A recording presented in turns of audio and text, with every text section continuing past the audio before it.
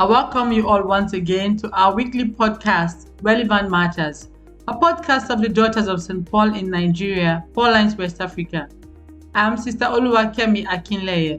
Today we're going to look at having patience with our elderly ones. Some of us still have our parents alive. Some of us have relatives that are elderly. And for us that are religious sisters, we have some of our sisters who are senior citizens. First of all, who is an elderly person? Anyone that is 65 years and above is generally described as a senior citizen. And we know that some people are in good health, so they enjoy the sense of having a clear mind, strength to still go about their businesses and other activities. Even at the age when you wouldn't think of them doing so, in their late 60s, 70s, 80s, some even 90s. One of our friends told us of her mother that at 92, she was still cooking for herself. But not all are very lucky. So how do we care for our elderly ones? A lot of patience and understanding is needed. My mom is 81 years old. She'll be 82 this September, God's grace.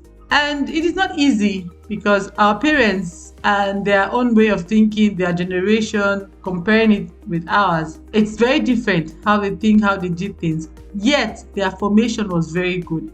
What they learned has brought them thus far in life.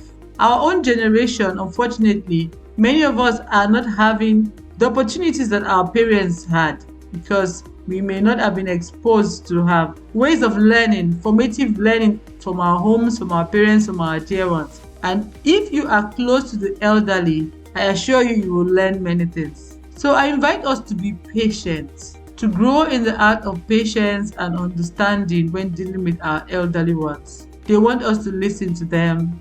They want us to care for them. They want us to forgive them when they err. Because sometimes some of our elderly ones have wronged us deeply.